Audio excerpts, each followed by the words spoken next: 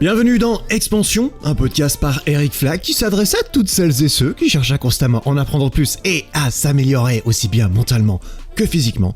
Et aujourd'hui, une nouvelle deuxième discussion avec mon cher ami Mathias, youtubeur et pote, principalement, et c'est pour ça qu'il est réinvité également, parce que c'est un bon pote et que j'aime beaucoup parler avec lui, et que j'avais en plus un petit sujet parfait que je lui réservais. Donc c'est exactement là-dessus qu'on va partir. On va d'abord commencer juste par faire un petit check-up avec Mathias, histoire de voir où il en est depuis la dernière fois qu'il est venu sur le podcast, avec ses études normalement. Il arrive gentiment au bout, mais pas complètement.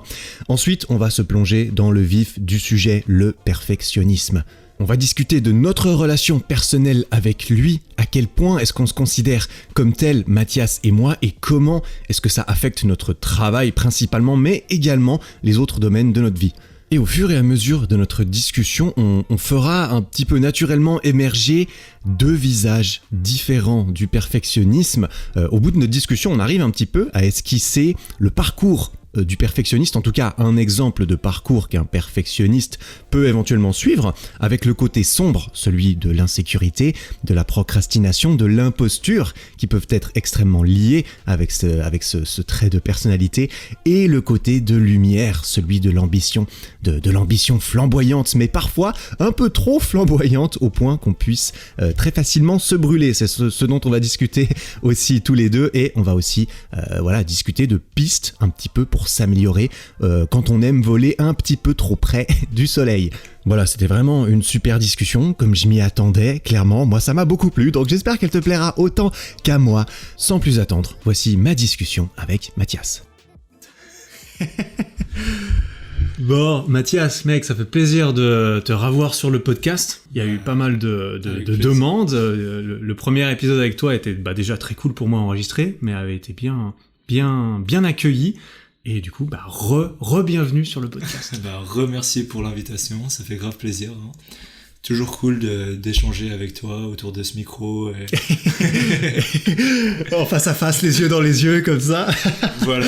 Ouais, non, ce qui est cool justement, c'est que Elio et Mathias, typiquement, c'est des bons potes, c'est des vrais potes, et c'est aussi des créateurs de contenu. Donc c'est pas comme parler avec un youtubeur sur internet que j'ai jamais vu en vrai. Il y a moins ce feeling de on se connaît, on s'est déjà parlé dans la vraie vie, et du coup, c'est pour ça que c'est sympa pour moi de te réinviter toi, ce que j'avais prévu de faire, et de pouvoir avoir des discussions un petit peu plus générales ou voilà. À fond, ouais. C'est cool d'échanger aussi et d'avoir des amis qui habitent proche de chez nous et qui ont la même passion, parce qu'au final, je vous avoue que si vous étiez pas là avec Elio, je connaîtrais pas beaucoup de monde dans mon entourage avec qui je pourrais discuter de YouTube et tout ça. Donc, déjà d'avoir une ou deux personnes qui font la même chose que nous autour, c'est plutôt bien. C'est pour ça que les groupes WhatsApp et tout ça, c'est généralement assez populaire. Ouais, voilà. C'est plus pratique quand même. Ou alors tu vas à Paris et là il y a tout le monde, mais sinon en Suisse, à Lausanne, il y a un peu moins de monde. En Suisse romande, c'est déjà petit, donc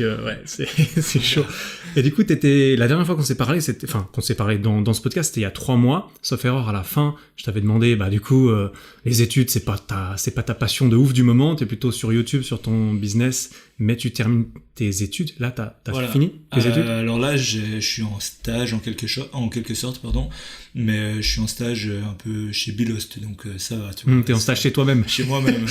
Tu t'es engagé toi-même? Je me suis engagé. C'est vrai? Ouais, je me suis fait un petit papier. T'as vraiment fait ça? Ouais. Putain mec, le bon bail. Parce que tu dois faire un stage pour terminer tes études. C'est ça, ouais. Tes études de communication, marketing, c'est ça? Marketing, exactement. Ah, donc voilà, après j'ai quand même un travail de bachelor, mais je t'avoue que là j'ai pas une seconde pour m'y mettre. Donc j'attends de sortir mon prochain gros projet là, et après j'y passerai quelques semaines sur. Ah tu vas, parce que tu dois rendre un papier. Ouais, voilà, je dois cet écrire, été ou bien. Voilà, c'est juin. Juin, ouais. Ah ouais, moi je l'avais rendu. Moi j'avais décidé de le repousser en août mon travail parce qu'il était pas prêt en juin, tu vois. Et j'avais passé tout le temps à faire le projet en lui-même. Ouais. Et puis ensuite l'écriture du truc, je l'avais bourriné en 3 semaines. au Rolex. Il y avait à l'époque Elio était là, donc je me souviens, on se faisait lui il révisait son droit et on se faisait des petites pauses handstand et tout ça au milieu du Rolex de temps en temps. Donc le Rolex c'est la bibliothèque de l'université où on allait écrire nos papiers respectifs. Et je me souviens que j'ai fait 3 semaines non-stop pour écrire mon truc. En vrai, si t'as tout en tête, c'est ça. tu peux. Si t'arrives à avoir la discipline de te mettre devant ton ordi et de faire que ça pendant un certain temps, c'est comme réviser les examens, c'est pas le truc que tu recommanderais peut-être, c'est pas très agréable et ça peut foirer parce que t'es vraiment dos au mur, tu vois. Mais si tu sais que si tu sais que tu fonctionnes bien sous pression, quand t'as plus que 3 semaines pour faire quelque chose, ça fonctionne assez bien. C'est un risque à prendre. Ouais. Mais bon, de toute façon, je compte pas trop. Enfin, disons que si une fois j'ai utilisé ce papier, ce bachelor, disons que je serais un peu déçu parce que mon rêve c'est quand même d'être youtubeur. Et ça reste vraiment l'objectif ultime.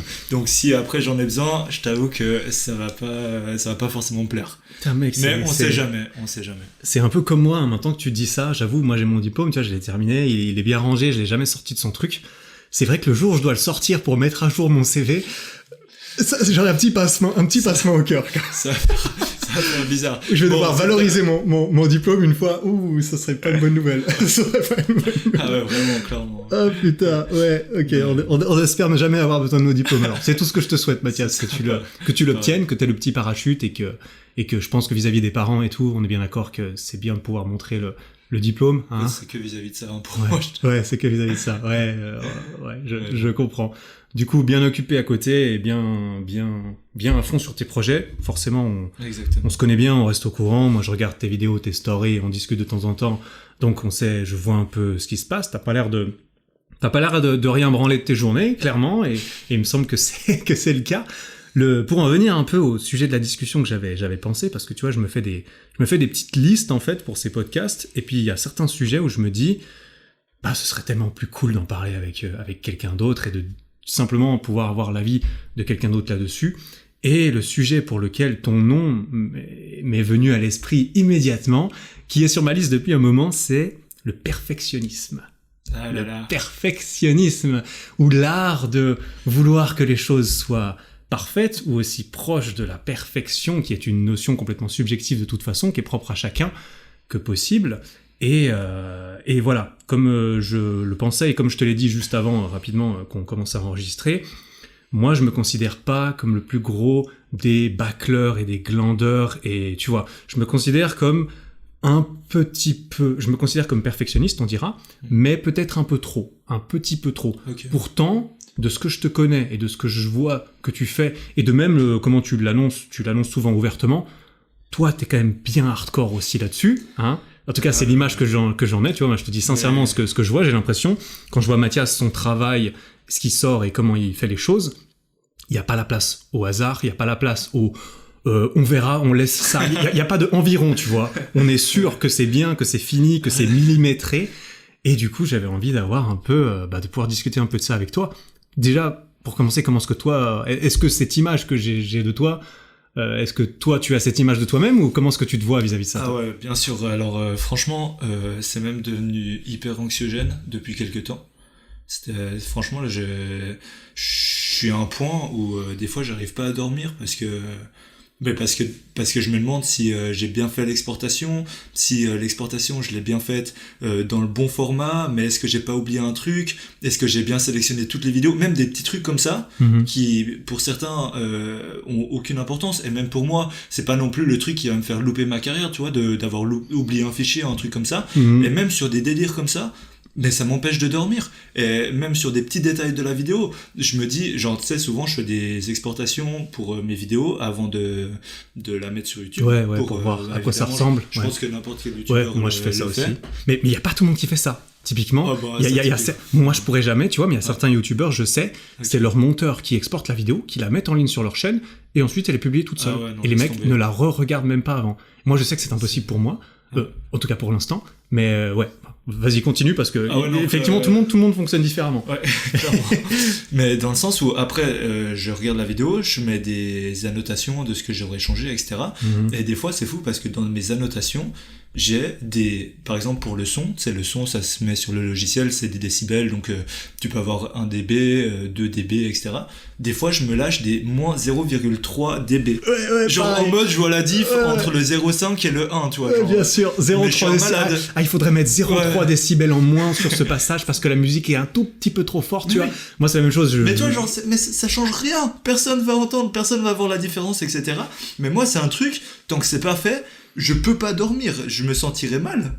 Et je serais là, genre, putain, mais comment je vais faire si j'oublie de changer et si au final c'est pas moins 0,3 mais moins 0,4 qui ferait le truc parfait, tu vois. Donc, et au final, je me rends compte que c'est en train de nuire à ma vie actuellement. Et aussi, on en parlait, du coup, vu que maintenant je me considère vraiment comme youtubeur en quelque sorte ou entrepreneur, et je porte beaucoup plus d'importance à ce qui est mon métier maintenant, en plus d'être ma passion. Et du coup, ça fait que je m'attarde encore plus sur les détails. Déjà avant... parce que déjà avant, t'avais la pression, parce que tu dis, je vais pas présenter de la merde, mais maintenant tu te dis, ça représente mon business aussi. Alors ça représente mon business et mon travail et ce que je fais dans la vie de tous les jours, donc j'ai envie de le faire bien et ça a encore plus d'importance. Et je pense que un des dilemmes du perfectionnisme, c'est d'arriver à donner la bonne importance aux choses, en fait. Par exemple, le moins 0,4 en dB, franchement, je dois pas m'attarder là-dessus et je sais que c'est pas sain pour moi, c'est pas la bonne manière de faire et c'est un gros travail que j'ai à faire sur moi-même parce que honnêtement là, vraiment je suis à un stade où c'est clairement néfaste à ma vie. Mais aussi par le fait que en plus de me rendre un peu anxieux, ça me fait perdre un temps pas possible, en fait. Donc, et toi, donné, en tant que... tu dois sélectionner, tu vois. Enfin, j'ai plein de choses à côté. Je peux pas me mettre à chipoter sur du son entre 1 ou 2 décibels et voilà, quoi. Bah ouais, mais moi je suis d'accord. En tant que personne rationnelle, comme toi et moi, qui font attention un peu à comment est-ce qu'on utilise notre temps et tout ça, à la fois on veut que ça soit parfait, à la fois on se rend compte que ça prend une blinde de temps qui est pas très utile, mais à la fois c'est extrêmement dur, malgré toutes ces preuves. Mec, ça te prend 2 heures de modifier ton son à la fin comme je le fais. Je me dis, mais mec, ça change pas grand-chose. Mais pourtant, en connaissance de cause, c'est ultra dur de lâcher du lest là-dessus. En fait, c'est ultra dur de se dire, bah oui, je me rends compte que c'est pas utile, pourtant je le fais quand même. Je me rends compte que c'est pas que c'est pas utile, c'est que c'est pas rentable. C'est ça. Et je le fais quand même. Et c'est là que quand je pensais à cette discussion hier qu'on allait avoir tous les deux, je me suis dit, parce que là tu parlais un petit peu des détails d'exportation de la vidéo. Donc là, en gros, quand t'exportes la vidéo, c'est qu'elle est relativement finie déjà, tu vois. C'est qu'une grosse partie du travail est fait. Mais toi, dans tes vidéos, on voit que le souci du détail, on voit que les effets spéciaux, que chaque plan, que les incrustations, tu fais des trutrucs de fou aussi avec des effets sur After Effects, qui est ce logiciel de Adobe qui permet de faire des effets spéciaux en 3D, des trucs un peu qu'on a assez peu l'habitude de voir dans des vidéos YouTube. Enfin, ça dépend le genre de vidéo que tu regardes, évidemment. Tu regardes des vidéos de mecs qui font de la photo et de la vidéo, évidemment qu'il y a ça dedans, mais tu regardes la vidéo du youtubeur classique, des youtubeurs mainstream qui font du divertissement, il n'y a pas d'After Effects, il n'y a pas de trucs ultra recherchés, et la réflexion que j'ai eue hier en pensant à toi et au temps que ça te prend de faire des vidéos, c'est que je me suis dit, putain, je suis ultra content, en fait, de ne pas savoir utiliser After Effects. Je me dis, heureusement que je n'ai pas le niveau de technique et de compétence de Mathias dans le montage, parce que sinon, parce que tu vois, si je voyais, ah putain là, un petit effet 3D autour de moi, ça serait stylé. Là, mon choix, c'est d'apprendre à le faire, ce qui est hors de question. D'autant plus en me rendant compte que ça me servirait pas, en fait, ça me pénaliserait plus. Ou de demander à mon monteur de le faire, sachant que Cédric, mon monteur, il a pas temps illimité et qu'on a des trucs à faire et que je préfère pas lui demander de faire ce genre de choses. Donc ça me permet de ne pas faire ces choses. Et je me suis mis à ta place, toi qui es très fort en montage, je me dis, mais en fait, est-ce que ça te rend service au final?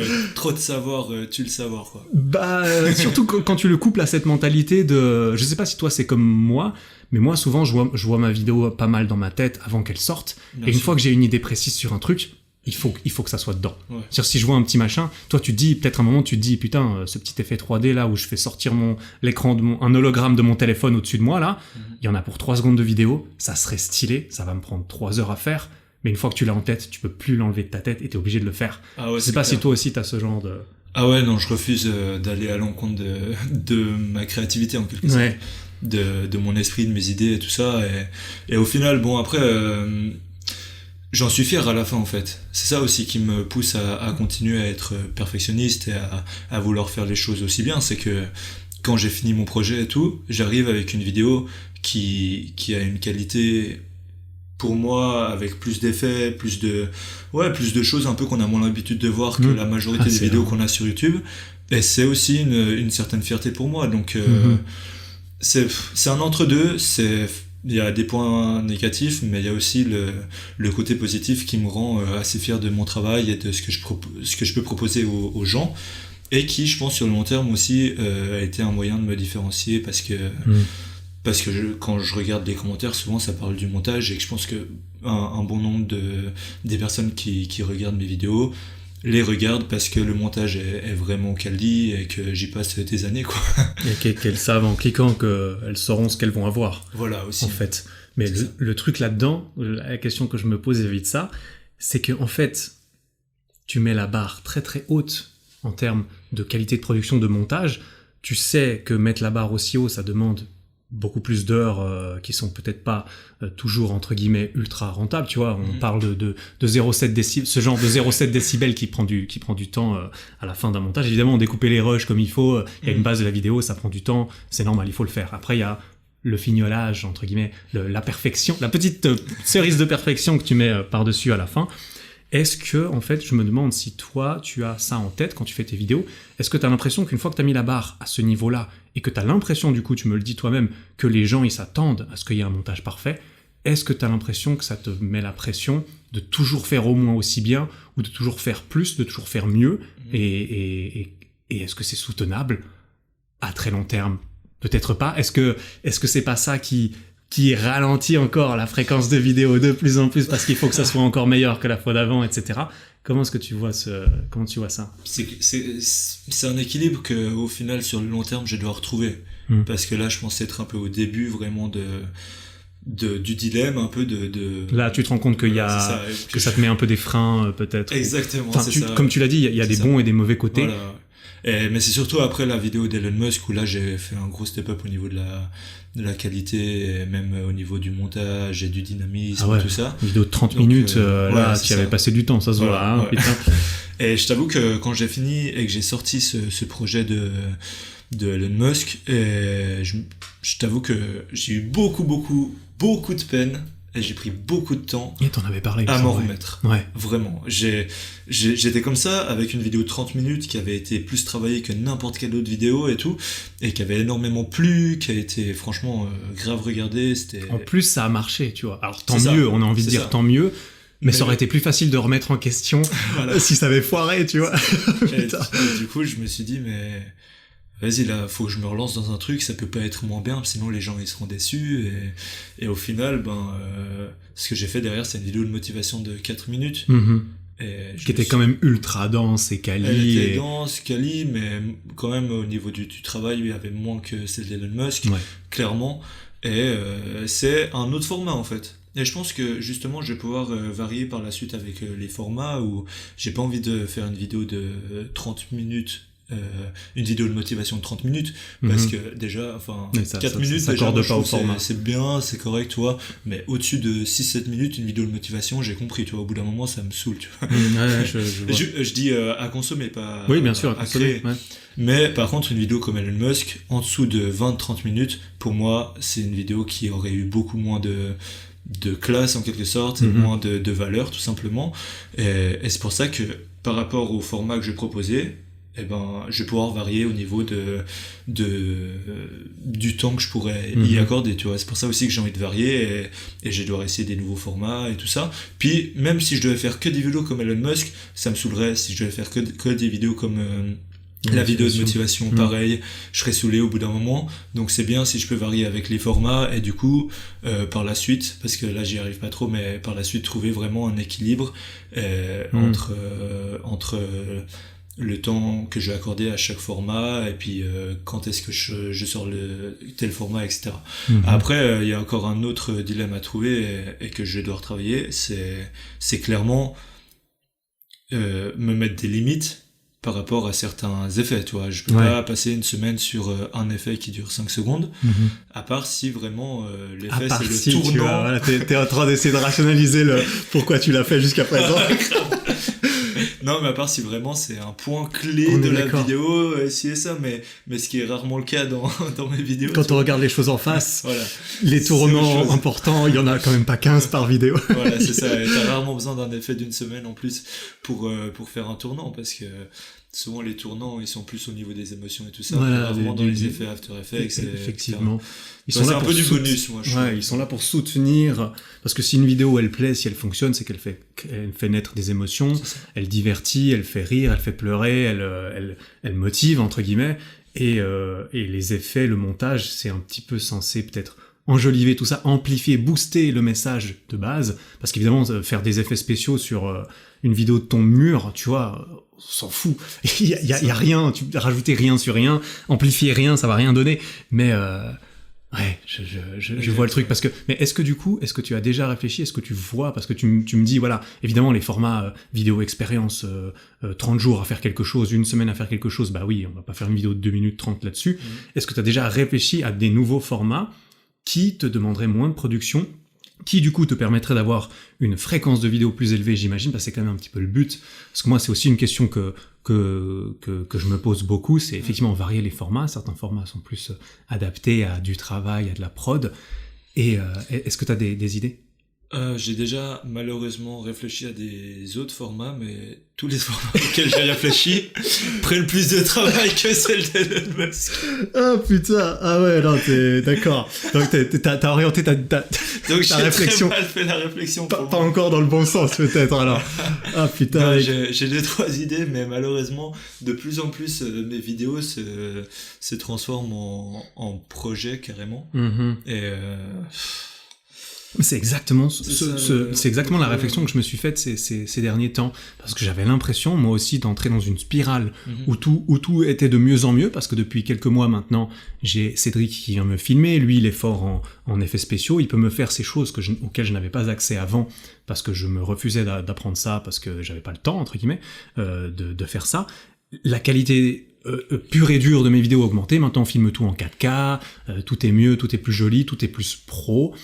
Typiquement la dernière vidéo dans laquelle t'es apparu, celle sur le guide sur les bandes élastiques, cette vidéo a pris énormément de temps à produire, les résultats étaient mitigés bien sûr, après j'aurais pu m'en douter avec ce genre de choses, mais cette vidéo m'a vraiment pris plusieurs semaines à faire, et c'est là que je suis en train de me dire, mais est-ce que je suis pas en train de m'enfermer dans des vidéos de plus en plus poussées, complètes, travaillées, en plus j'essaie de mettre de l'humour dedans, donc forcément, toutes ces petites choses à rajouter, ça prend de plus en plus de temps, et j'ai fini un peu par, entre guillemets, péter un câble, pas péter un câble, mais en mode, me dire, ok, Balek, maintenant j'ai envie de faire des vidéos, et c'est pour ça que la vidéo qui a suivi aussi cette vidéo bande élastique, c'est une vidéo sur l'inconfort, là, où je suis simplement en train de parler à ma caméra, et où je me dis, ok, tu vas simplement parler à ta caméra, tu vas essayer de faire ressentir des trucs aux gens, et il n'y aura pas besoin de faire 14 heures de montage, et effectivement, en 2 jours de montage, la vidéo était terminée, c'est des cuts et puis de la musique, quoi. Ouais.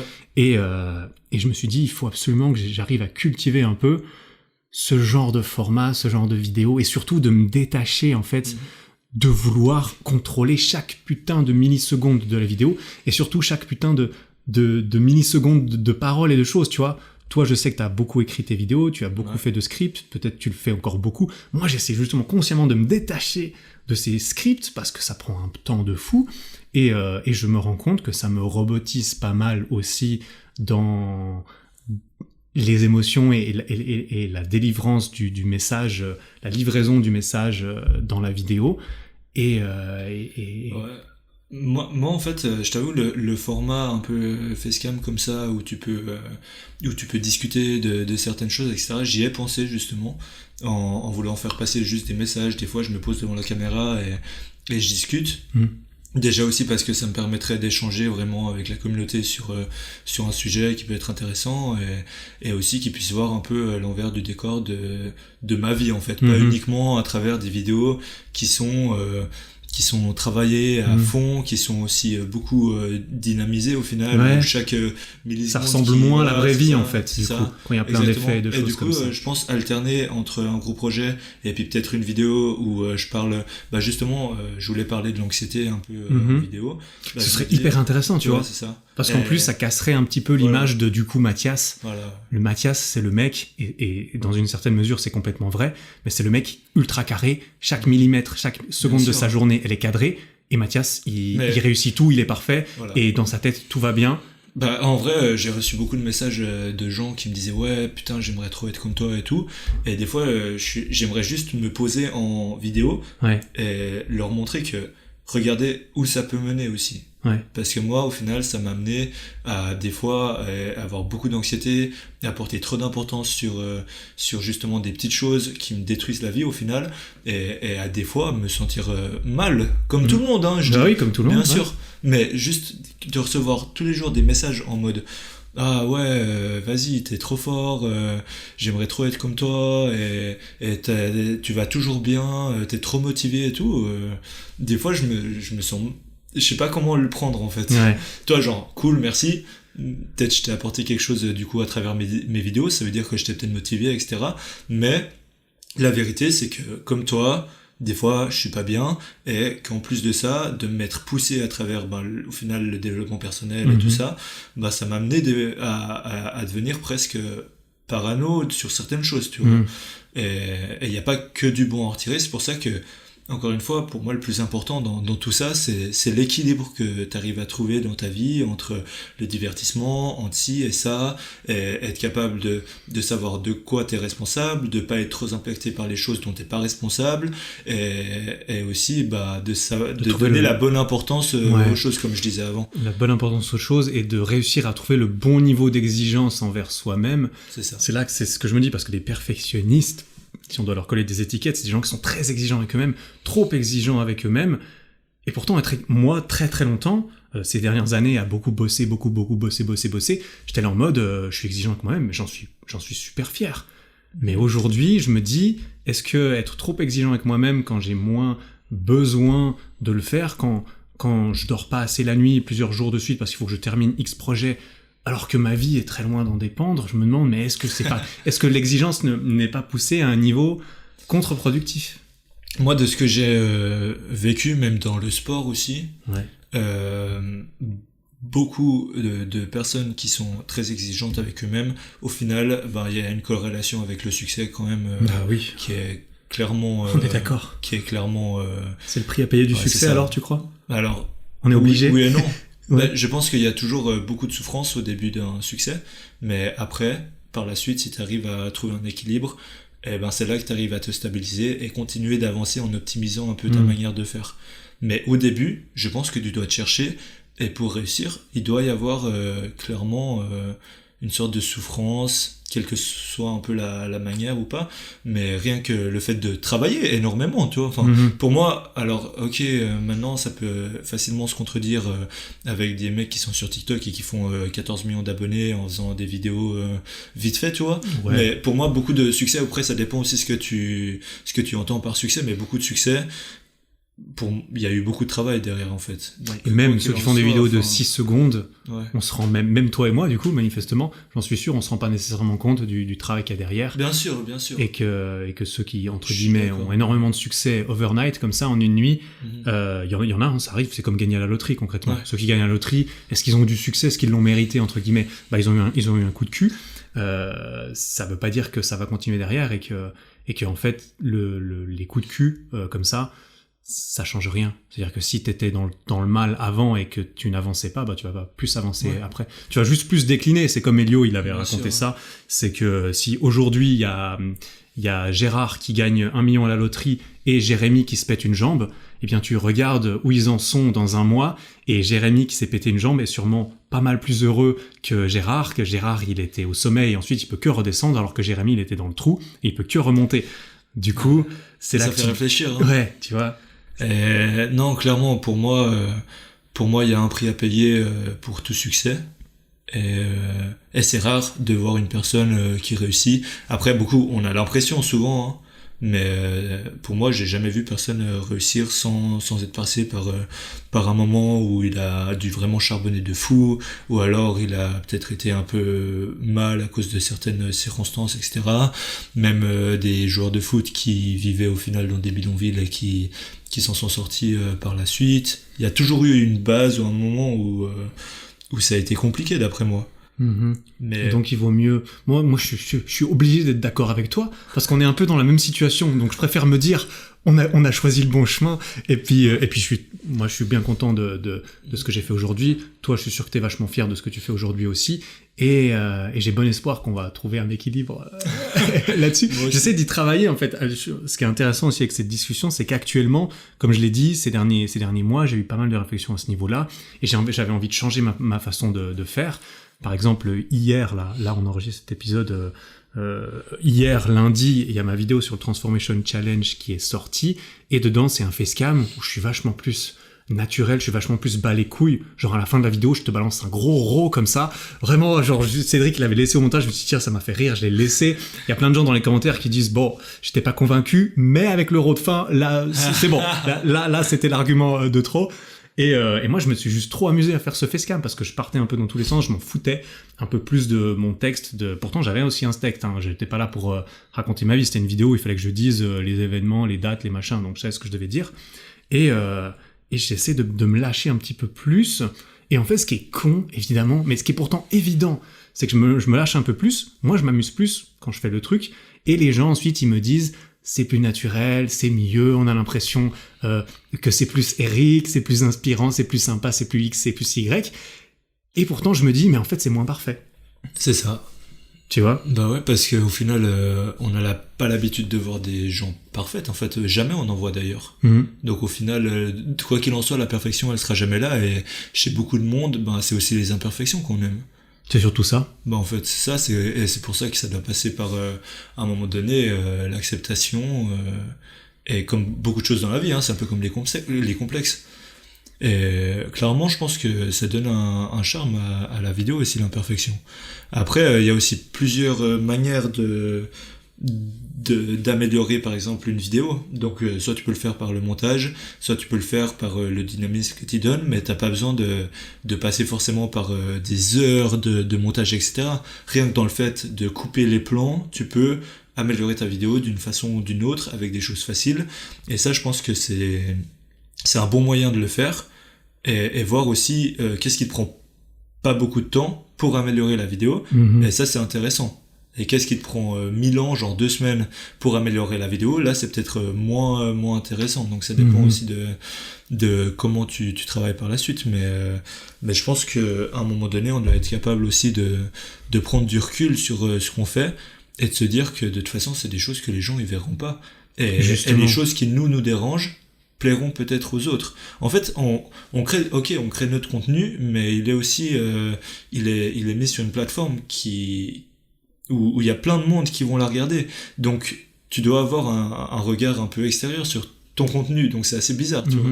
C'est assez spécial. Bah oui, il faut... les bons créateurs de contenu, que ça soit des peintres, des youtubeurs, des vidéastes, n'importe qui, des écrivains, ils doivent réussir à se mettre à la place de la personne qui va consommer la chose pour pouvoir créer la chose qui va plaire à tout le monde en premier lieu.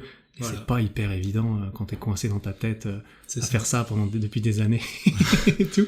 On regarde un peu plus loin que le bout de notre nez, et puis ça ira mieux, je pense. Mais tu viens de redire quelque chose qui m'a fait penser à ça, et tu l'avais dit au début aussi, c'est que justement les fameux moins 0,7 décibels, eh bien ils apportent pas grand chose au final. Bah en fait ça me fait penser à peut-être l'opposé du perfectionnisme, mais l'opposé intelligent, on dira, qui serait un peu la loi de Pareto, tu vois. Le fait que 20% des choses que tu peux faire, ça va rapporter 80% du résultat, et que c'est cela, les 20 premiers pourcents les plus rentables, c'est de faire les premiers cuts, c'est de faire en sorte que le texte soit intelligible, et évidemment, que le message il passe, que le son soit audible, ça fait partie des 20 premiers pourcents. Donc tu peux, très bien, tu peux réussir à faire la liste de tout ça, mais ensuite, il faut réussir à lâcher du lest sur les 20% de perfection en plus que tu peux rajouter, et qui, tu vois, c'est comme les 20% de ta vidéo qui vont faire 80% du résultat, ça te prend un jour, et puis ensuite, les 20% qui restent, t'y mets 2 semaines. T'y mets 2 semaines. Exact. Mais vraiment, en plus. Clairement, genre, je suis 100% convaincu par ça. Hein. Et du coup, ça me fait penser à un truc. C'est une histoire d'ego, au final. Ouais, tu penses? Il y a un peu de ça, je pense. Il y a un peu de ça. Bah, sinon, on s'arrêterait au 20%, non? Ben... Si c'était pas pour nous faire un peu une vidéo qui nous rend fiers et tout ça. Oui, alors évidemment, on est d'accord que si arriver à 80% et tout ça, ça te rend pas fier de ton boulot, faut pas t'arrêter là. Moi, Voilà. C'est si, ça, hein. si toi et moi, on pousse aussi loin qu'on pousse de notre propre point de vue, c'est parce qu'on veut avoir un truc qu'on soit fier de délivrer au monde, pour toujours en plus, hein, une fois, enfin moi je garde en tête depuis le début, je me dis putain, la vidéo, j'appuie sur publier, elle est sur internet pour toujours, elle sera sur internet, si dans 25 ans je dois me faire engager quelque part, ou bien je dois plaire à X ou Y, ou bien, peu importe, le mec il va taper mon nom sur Google, il va tomber sur mes vidéos, peu importe si je les supprime, elles seront toujours là quelque part. Il faut que ça soit quali. Il faut pas que j'ai l'air trop, tu vois, con non plus. Ouais, vraiment. Ça met quand même une certaine bien sûr. pression.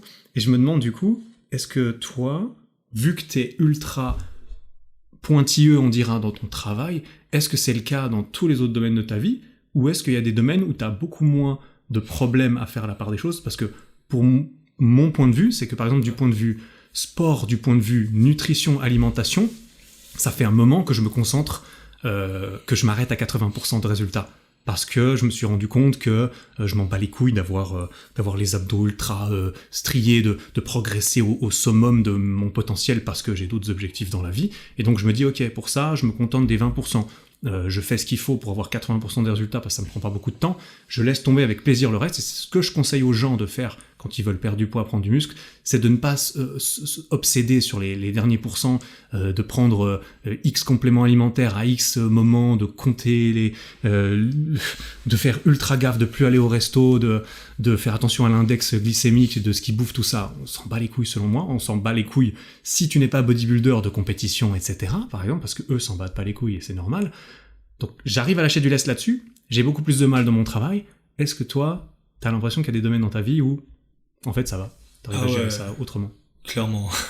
Presque tous les autres, en fait. Non. En fait, disons que ça dépend du taux d'intérêt que j'ai pour le domaine en question, en fait. Si, par exemple, le taux d'intérêt pour YouTube, il est de 100%, ben, je vais être hyper pointueux dans YouTube, genre au maximum, tu vois. Si par exemple, je suis allé à l'armée, j'en avais rien à foutre, on me donnait des trucs à faire, je faisais le strict minimum, j'étais pas du tout perfectionniste, et j'en avais juste rien à foutre parce que mon taux d'intérêt à faire l'armée, au final, il était vraiment minime, quoi. Mais c'est comme dans le... Mais c'est parce que ça t'intéressait pas du tout. Est-ce que t'as des trucs qui t'intéressent, qui sont importants pour moi? Parce que moi, par exemple, évidemment, rester en forme et bien manger, c'est important pour moi. Ouais. Mais pourtant, je le pousse pas au maximum de ma santé, vitalité, tout ça. Parce que là, t'es à 100% sur YouTube, t'es à 5% sur l'armée. T'as des trucs où t'es à 50, 60% et... Par exemple, ta relation avec ta copine, je suppose que c'est très important aussi. Bah, ça, j'essaie de donner de mon mieux, clairement, et ça fait partie de mes priorités aussi. Après, bah, forcément, bah, je travaille, enfin, toi, ça reste aussi mon métier. Il y a des trucs où je dois quand même en retirer quelque chose financièrement aussi. Évidemment. Donc, évidemment, à ces moments-là, je peux pas passer du temps avec, etc. Mais encore une fois, c'est trouver un équilibre en toutes les choses qui sont à 100%. Donc, il y a beaucoup de choses à 100%. Ouais, c'est ça et quand elles sont toutes au même niveau, mais qu'il faut quand même choisir qu'est-ce qui a la priorité sur quoi au bout d'un moment. Ah ouais, bah, c'est super compliqué et ça va dépendre du moment, des besoins, des envies, etc. Aussi, je pense que tu veux pas forcément en tirer de généralité, mais de manière générale, ça se joue aussi en anticipant. Parce que, évidemment, si tu arrives à bien anticiper ton travail, à faire les choses quand elles doivent être, etc., à aller au sport, tu sais que tu as ces horaires-là, et ben tu sais que, je sais pas, le soir, et ben t'as le temps de passer du temps avec ta copine. Donc au final, dans la journée, t'as été à tes 2 entraînements de sport, t'as fait ton travail la journée, donc ça c'est 2 choses qui sont à 100%. La troisième chose où tu veux être à 100% aussi, et ben tu la passes le reste du temps avec ta copine au final. Donc au final j'essaie vraiment de trouver un équilibre avec tout ça, mais forcément il y a des fois où tout d'un coup le dimanche je dois travailler aussi pour une vidéo et tout ça, donc je peux passer mon temps avec ma copine, et des fois ben je viens de sortir une vidéo, donc je pars en week-end avec. Ouais, on est d'accord que c'est aussi une histoire de communication, surtout quand on parle de couple et quand ça implique d'autres personnes, il faut évidemment que ça soit au clair pour tout le monde, en fait. Qu'il y a une communication, que c'est pas parce que ce soir-là tu peux pas passer du temps avec elle que ça va dégrader ton couple ou qu'elle va pas comprendre ou quoi, parce que voilà, si la communication est au aussi, point. Bien sûr de ta copine, et c'est aussi faut que ça fonctionne, il faut qu'elle de son côté elle comprenne aussi, et je pense que mutuellement vous devez vous comprendre et savoir un peu comment l'autre fonctionne pour que vous puissiez essayer d'avancer ensemble, quoi. Tout simplement. Après je sais pas s'il y a vraiment des... En fait, dans tout ce que je fais, en fait, j'ai 3 choses en vrai dans ma vie. C'est YouTube, le sport et mon entourage, donc ma famille et ma copine. Les 3 trucs à 100%. Et mes amis, forcément, avec tout ça. Donc, ces 3 choses-là, je les fais à 100%, mais il n'y a plus de place pour rien d'autre. Mais par contre, je suis content de pouvoir faire à 100% ce qui m'importe à moi, vraiment, en fait. Parce que, voilà. Après, si tout d'un coup, il y avait autre chose, je sais pas, mais... Bah, par exemple, les cours, je disais, je suis pas à 100%, et pourtant, je le fais aussi, tu vois. Voilà, et puis y a pas de... Là, pour le coup, tu maintiens ça au minimum. Là, par exemple. C'est une obligation, en fait. C'est comme l'armée. C'est le truc. Ok, je suis obligé de le faire, donc je vais le faire au minimum. Mais les trucs que je prends moi la décision de le faire, ben je m'engage à le faire à 100%, parce que sinon je vois pas forcément l'intérêt. Ouais, je suis d'accord. Moi aussi je vois plutôt les choses en mode soit j'y vais à 100%, soit je m'en bats les steaks, je fais le minimum, ou je le fais pas, tout simplement. Tu vois. Si je suis pas obligé, je vais pas. Après, typiquement le côté physique et tout ça, je me suis jamais vraiment posé la question, parce qu'au final, avec les entraînements que j'ai, ça matche à mon physique. Ouais, justement. Donc c'est quelque chose qui étant donné que j'ai pas forcément l'ambition d'être méga symétrique avec des abdos, etc., d'être parfait. C'est juste que c'est pas. Tu vois, ça me suffit. Bah ouais. Mais je pense pas être à 100% en musculation. Je pense être au pourcentage que je dois avoir pour être performant au volet. Et donc ça, c'est une chose que tu maintiens justement. Voilà, tu fais au moins 80% du job, il est là. Parce que s'il est là, ça veut dire que tu arrives à performer dans ce pourquoi tu as besoin de ton corps, entre guillemets. Exactement. Ouais. C'est marrant. Pour en revenir sur le perfectionnisme, je me posais une question. J'ai envie d'en parler avec toi, du coup. Est-ce que tu penses que le fait d'être perfectionniste, ce soit en rapport avec le fait que on repousse, en fait, quand t'es trop perfectionniste, en fait, c'est que tu repousses le moment où tu sors quelque chose, peu importe le travail, peu importe ce que c'est, tu le repousses parce que c'est pas parfait. Tu veux que ça soit parfait. Pourquoi est-ce que tu veux que ça soit parfait ? Est-ce que ça serait pas parce que on a peur d'être jugé, en fait ? On a peur que lorsqu'on sorte la chose, elle soit pas parfaite, on va se faire critiquer, on va nous dire mec, c'est pas bien, c'est pas parfait. Est-ce que en fait c'est pas la peur de montrer son travail parce que lui va être jugé, parce que nous on a peur d'être jugé au travers de notre travail, et que peu importe, tu dis ok, je sors cette vidéo c'est pas moi dedans, je joue un rôle, du coup ça m'affecte pas s'il y a des mauvais commentaires. C'est pas vrai, évidemment. Dès quand tu sors quelque chose, ça te touche quand les gens ils commentent ce que c'est, peu importe à quel point t'arrives à t'en détacher. Est-ce que tu penses que ce perfectionniste chez toi, parce que du coup je te demande de parler pour toi, moi je donnerai mon avis, est-ce que tu penses que c'est lié à ça ? Est-ce que être perfectionniste, ça peut être une cicatrice ou des séquelles de notre passé dans lequel on s'est fait juger et critiquer, on dira, qui peut nous donner envie de ne plus avoir, inconsciemment ou pas, de plus avoir envie de ressentir ça ? Alors, je pense que... Est-ce que c'est un bouclier, en fait ? Dans mes débuts, quand j'ai commencé YouTube, je pense qu'il y avait un peu de ça, dans le sens où je me sentais pas forcément légitime à faire forcément des vidéos, parce que c'est un truc que peu de gens faisaient, etc. Mais, et du coup, je me disais, toi, du moment que tu fais un truc que les autres font pas, au moins, fais-le bien, tu vois. Mais je pense que maintenant, à l'heure actuelle, il y a vraiment rien de ça, vraiment. À aucun moment je me dis vas-y, je vais te juger si je fais pas cet effet ou ci ou ça ou etc. Déjà premièrement parce que je sais que je sortirai pas une vidéo qui est pas propre à moi-même, et aussi parce que je pense que c'est plutôt le contraire, en fait. C'est plus pour que on apprécie plus mon contenu, je vais faire des efforts en plus qui me poussent à être perfectionniste, en fait. Donc tu penses pas que ce soit pour pousser le truc encore plus loin et peut-être faire un peu du jamais vu, en quelque sorte. et ben là, je vais être perfectionniste, etc. Mais à aucun moment, jamais en tout cas, je me suis dit, oh là, faut absolument que je sois perfectionniste, sinon je vais être jugé, critiqué, etc. Déjà que les critiques, je deviens, enfin, j'en ai eu tellement renforce, hein, que gentiment, ça me touche vraiment plus, à part si c'est quelqu'un vraiment qui a de l'importance à mes yeux. Mais sinon, jamais je me suis dit que je devais le faire pour pas être critiqué ou par peur ou quoi que ce soit. C'est vraiment plus par ambition en fait.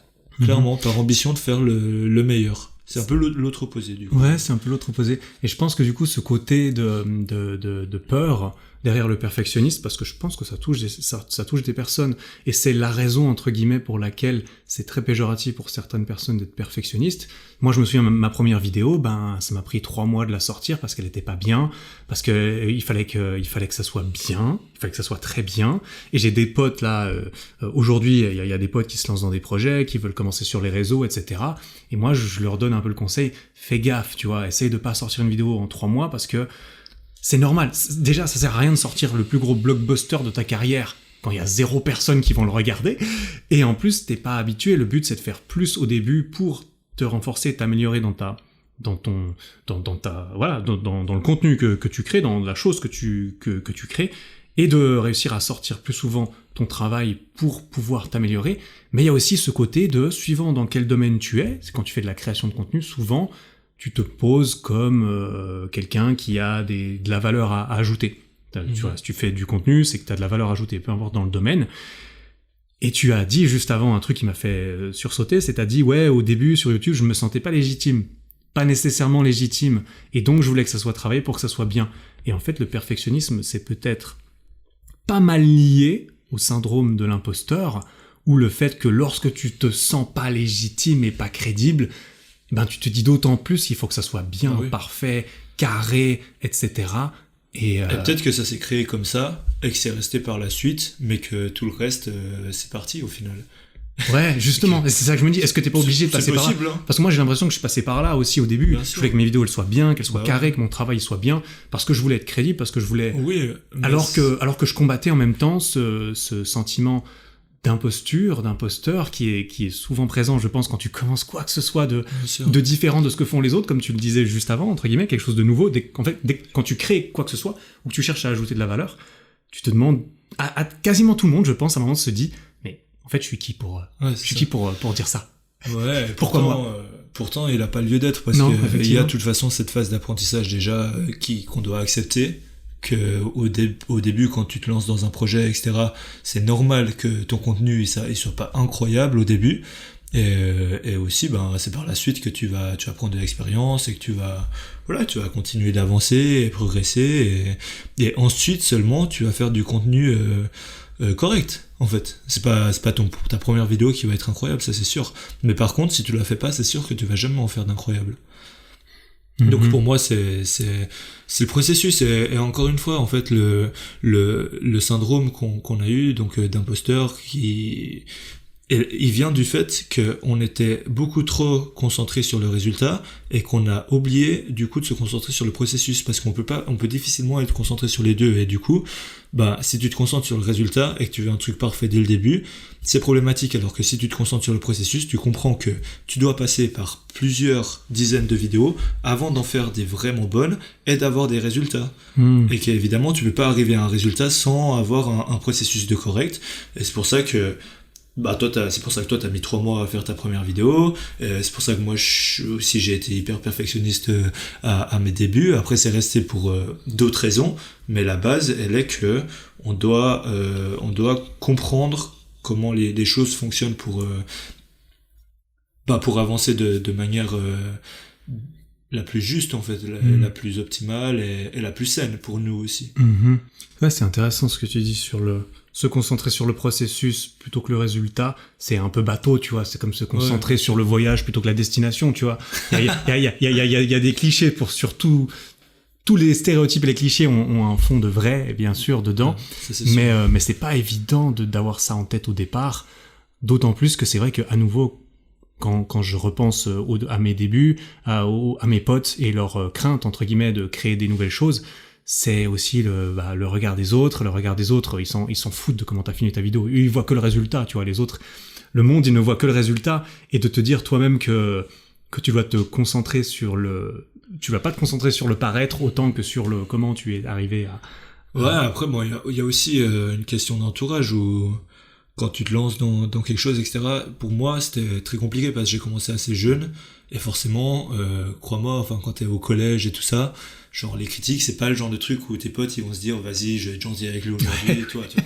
Genre ça pardonne pas. Ouais. Quand si je sais pas à quel âge à ton pote, mais à 25 ans, moi je trouve que on est clairement assez mature et je pense dans tout notre entourage pour comprendre que les gens ils veulent entreprendre des choses et qu'il faut essayer et on a un minimum de recul sur les choses et un minimum de savoir vivre avec les autres et on est assez sociable, ouais.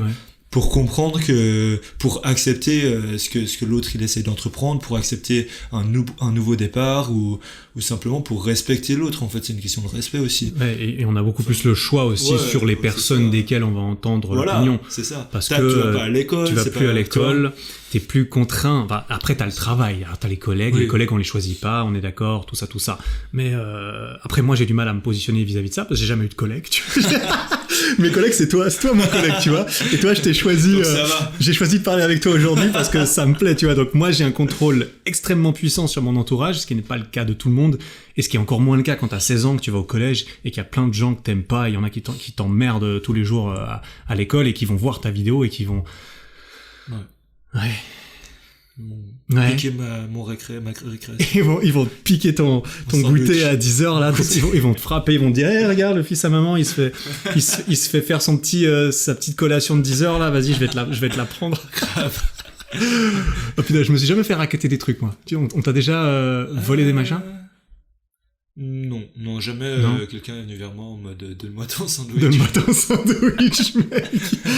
Non, je t'avoue que t'as jamais volé ton sandwich. Non, vraiment jamais ça. Oh, c'est bien, y a pas y a pas de traumatisme à ce niveau-là. Il y a quand même des limites, ouais. Là, c'est l'amour propre qui est vraiment touché.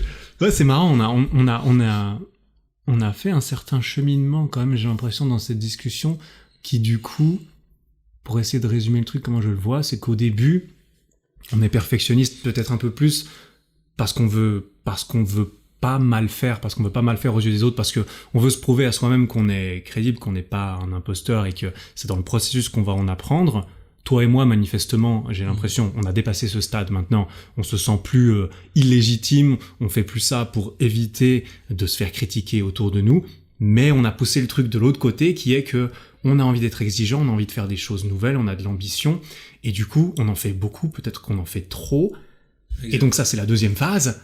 Et toi et moi, là, on est en train d'espérer que la troisième phase, c'est enfin l'équilibre final où on trouve comment jongler avec tout ça de façon à être heureux, épanoui dans notre vie, dans notre travail, et trouver le juste milieu entre tout ça. Il faudra qu'on se revoie dans 6-7 mois, je pense. On fait un check-up. Voilà. On fait un check dans un certain temps. Ouais, j'espère gentiment me diriger dans cette optique, en tout cas. Mais ouais. C'est un peu la dernière phase, hein. Quand t'as appris. J'espère, je sais pas. T'as grandi. Enfin, tu vois, genre, t'as appris plein de choses, tu sais faire des vidéos maintenant, etc.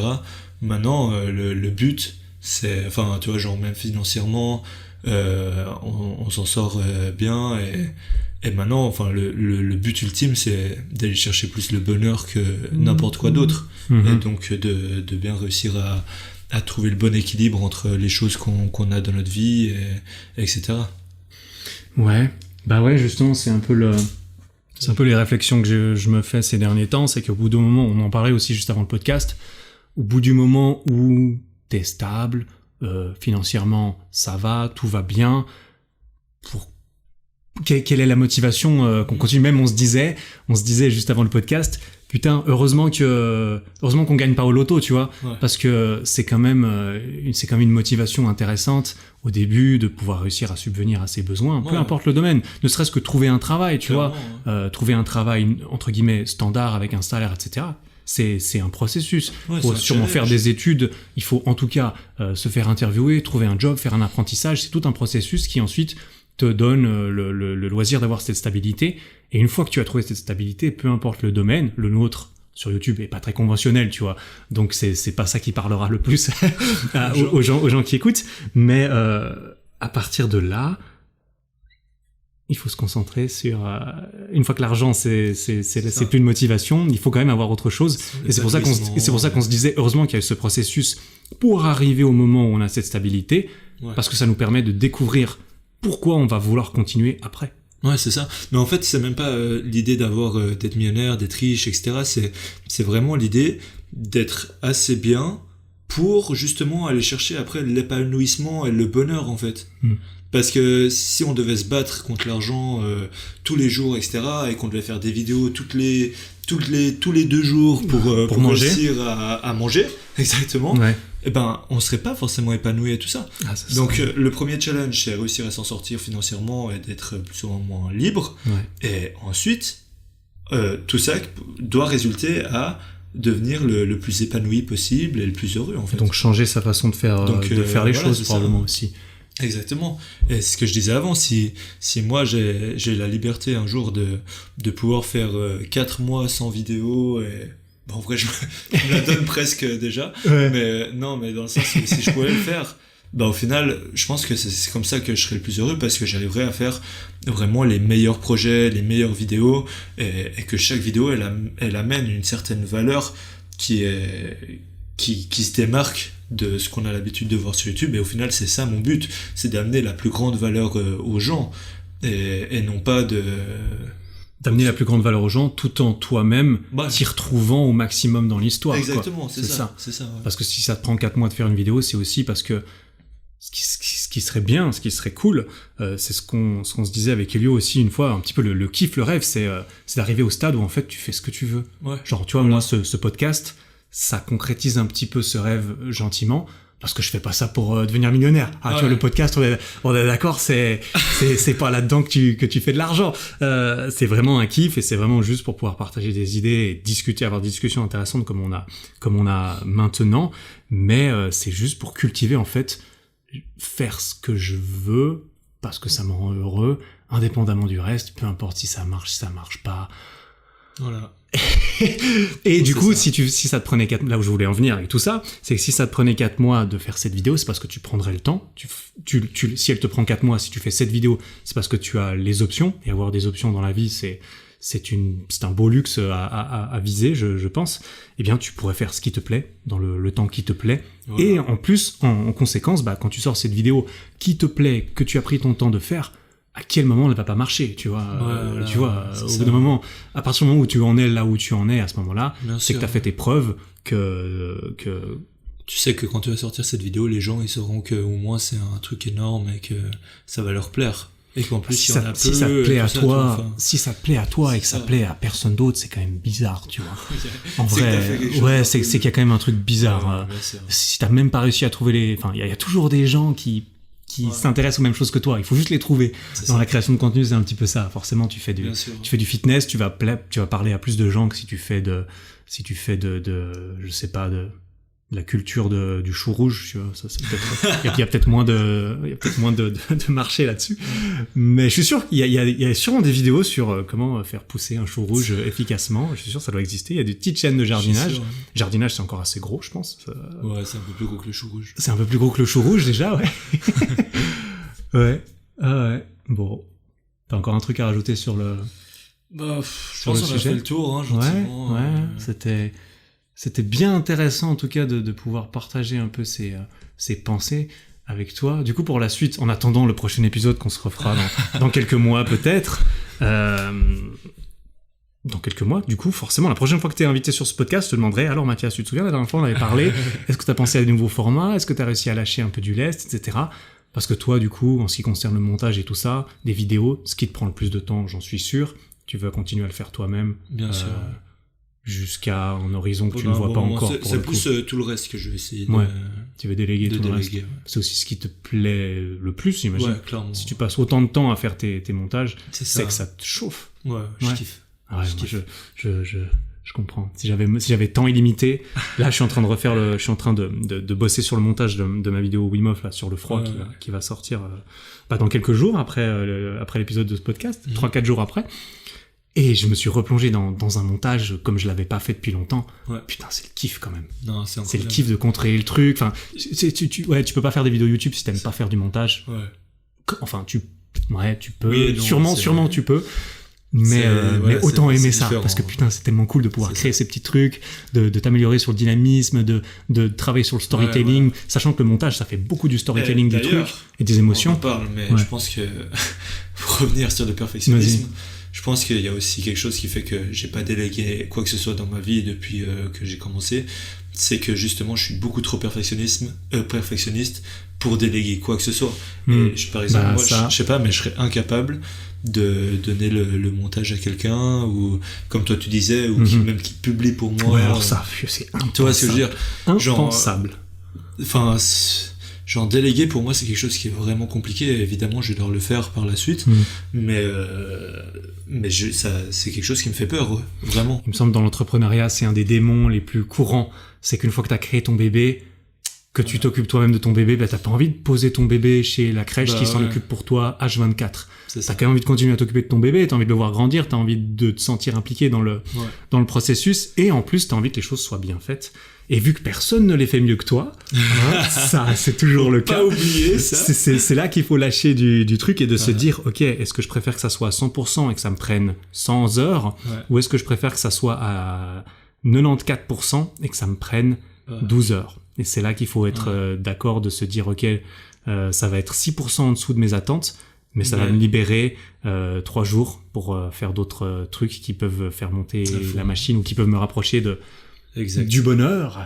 C'est ça l'objectif, au bout de tout ça, plus rapidement. Exactement. C'est une belle conclusion. Ouais, tu trouves? Je trouve. On va s'arrêter là-dessus? Je crois que c'était pas mal. Ouais, c'était pas mal. Ok. Très bien. Bon, écoute, Mathias, encore une bonne petite discussion bien sympa avec toi. Merci d'avoir passé cette petite heure à discuter. C'est toujours aussi cool. Yes, avec grand plaisir. N'oubliez pas, toujours Mathias sur YouTube, principalement. Ouais. T'as ton compte, tu vas nous lancer. Mathias, il fait des bijoux aussi. Il a une boutique où il vend des bijoux vachement sympas. Bilost, avec un gros message bien cool derrière, et de la motivation en barre sur Instagram. D'ailleurs, ça marche bien sur Instagram. Tu passes beaucoup de temps à monter ton business autour de ça. T'as un compte à 100 000 sur Instagram. Qui vient de passer les 100 000. Qui est vraiment, vraiment sympa. C'est là que tu vois, c'est grâce à ça que tu fais la différence, tu vois. Voilà. Pour, à nouveau, partir sur une dernière tangente avant la fin de cet épisode, ton compte de motivation qui s'appelle bilost.motivation sur Instagram, c'est pas ton compte de motivation caca lambda qui vole les vidéos des autres pixelisées en écrivant leur blase dessus. Et vous, il y a un vrai travail, il y a un vrai travail de photos, de vidéos, de recherche. D'extraits, de sous-titrage, de présentation propre, de citation des sources, ce que tout le monde ne fait pas dans ce milieu, on va pas se mentir. Et c'est ça qui fait la différence au final. C'est le perfectionnisme de vouloir faire les choses jusqu'au bout, parce que 99% des gens ne sont pas prêts à mettre le pourcent en plus. Là, ça peut t'aider à faire la diff. À faire 100 000 abonnés en 4 mois, du coup. Ouais, c'est bien. C'est bien. Je peux que recommander d'aller regarder tout ça, parce que c'est réellement motivant pour le coup. Donc voilà, bravo pour votre boulot vis-à-vis de ça. Hâte de voir la suite. Et puis à très vite, du coup. Voilà, tu retrouveras tous les liens vers le travail de Mathias dans les notes de l'épisode, ainsi que sur ericflack.com/26, où tu pourras aussi laisser un petit commentaire sur l'épisode si tu veux nous laisser du feedback, nous donner des nouvelles idées de prochains sujets dont je pourrais discuter avec Mathias, ou même dont je pourrais discuter avec quelqu'un que tu me suggères, bien sûr, avec très très grand plaisir. Et puis à nouveau, si tu as envie de me laisser une petite review sur iTunes pour le podcast, ça fait méga plaisir, c'est cool, ça fait des petites étoiles qui s'accumulent, et puis plus il y a d'étoiles, plus iTunes il se dit il est cool ce podcast, je vais le montrer à plus de gens. En vrai il y a rien de plus efficace que si toi tu décides que ça vaut la peine de le montrer et de le partager à quelqu'un que tu connais. Il y a vraiment rien de mieux que ça. Les petites étoiles c'est bien joli, mais le vrai bouche à oreille c'est le feu. C'est le feu de Dieu. Oh là là, où est-ce que je pars? On est le matin, je suis en train d'enregistrer cet outro. Je crois qu'il est temps de la conclure.